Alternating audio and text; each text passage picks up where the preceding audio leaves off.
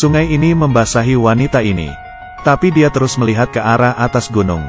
Lalu berdoa, tukarkan nyawanya demi anaknya. Air itu sudah setinggi kepalanya. Tapi lengannya, tapi tetap menggendong anak itu. Supaya tidak jatuh ke air. Dalam cahaya pagi itu, tangisan anak itu akhirnya menarik perhatian penduduk desa. Mereka dengan cepat menyelamatkan anak itu. Wanita itu hanyut terbawa arus. Pemimpin desa itu mengadopsi anak itu. Dan menamainya Siva. Siva telat mendaki gunung sejak dia masih kecil. Dan mencoba memanjat dengan tangan kosong berkali-kali.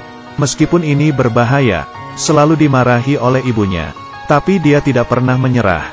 Perlahan Siva memanjat semakin tinggi. Selalu berlatih. Juga membiarkannya mengembangkan karakter luar biasa ini. Dia hanya perlu mengambil kuda-kuda. Otot-otot lengannya mematahkan manik-manik. Sedikit lebih keras. Barang berat ini dengan mudah diangkatnya. Siva melompat ke air. Letakkan patung itu di bawah air terjun untuk pembaptisan. Menarik orang untuk beribadah. Saat ini, topeng ini jatuh dari atas gunung. Jatuh tepat di kaki Siva. Topeng ini, itu membuatnya percaya ada sesuatu di atas gunung. Jadi Siva memanjat tebing lagi. Betul saja. Ada orang yang menari dengan indah. Berbalik dengan indahnya. Kupu-kupu pun juga berterbangan. Ini buruk, apa perasaan ini? Siva tidak dapat menahan diri untuk melompat. Berhasil menangkap cabang dari pohon sebelah. Tapi kemudian keindahan itu hilang. Sebuah kain terbang di balik tebing. Siva bergegas untuk mengejar. Ikuti wanita ini pergi. Siva memanjat tembok yang curam. Kemudian menangkap tanaman rambat dan menyeberang lembah. Menjadi satu. Melompat ke langit menggunakan cabang-cabang pohon. Bergelantung di pohon mati. Terus naik. Ini luar biasa. Setelah 99 dan 81 kesulitan. Siva akhirnya mencapai puncak gunung. Tapi semuanya tertutup salju. Siva melihat sekeliling untuk keindahan itu. Tapi dia sadar dia dikejar oleh sekelompok orang. Dia bergegas mengejar untuk menyelamatkan keindahan itu.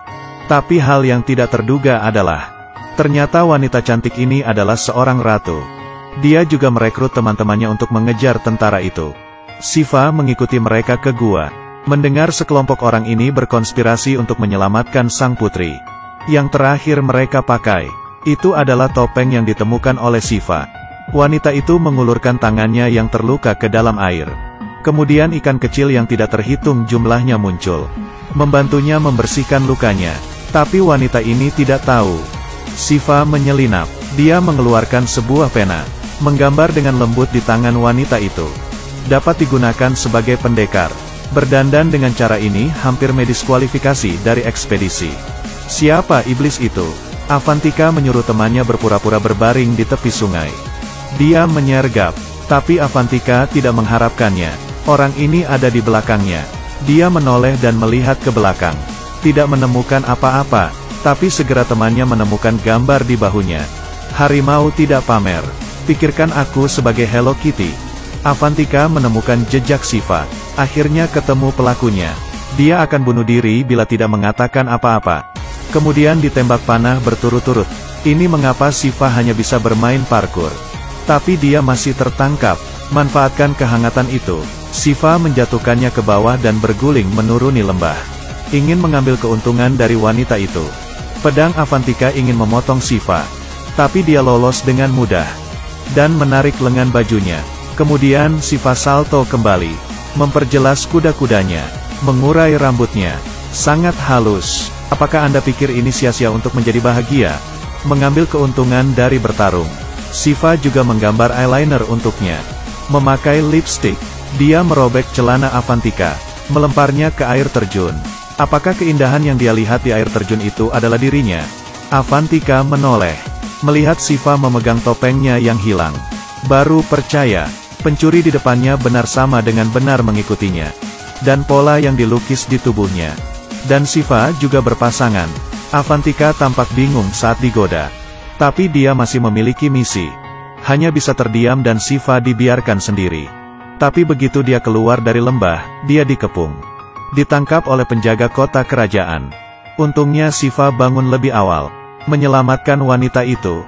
Tapi Avantika masih terluka. Shiva tidak ingin kekasihnya mengambil resiko.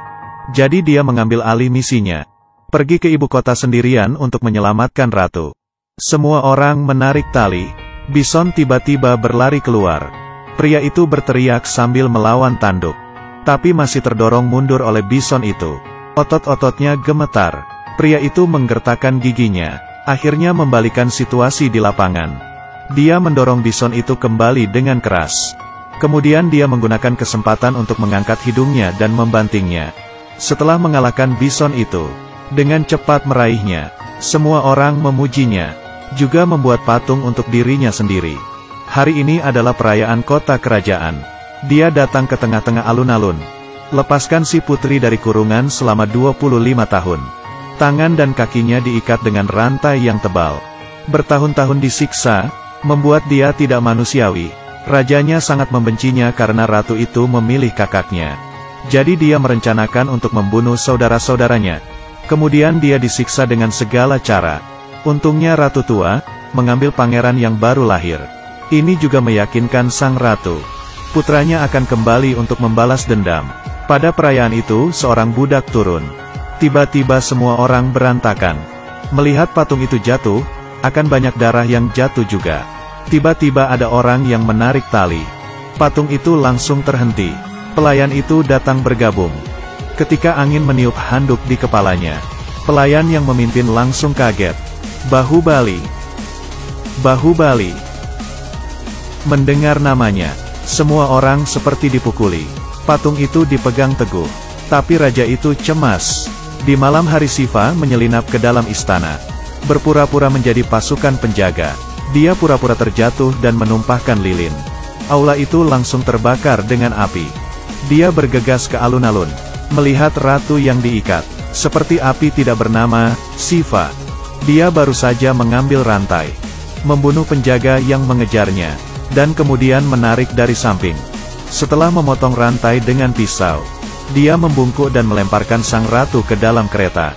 Penjaga meletakkan bola api untuk memblokirnya. Tapi Shiva tidak berhenti.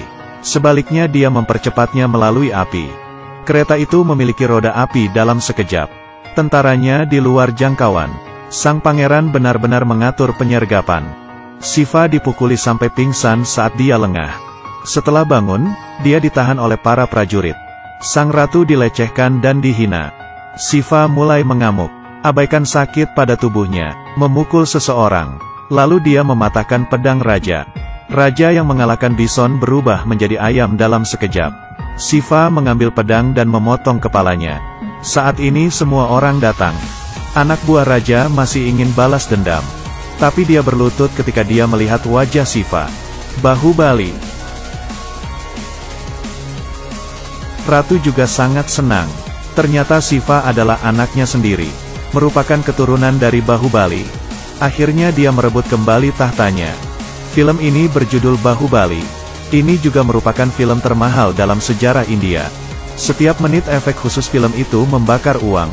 Tonton film seperti ini. Saya pikir ini sangat keren.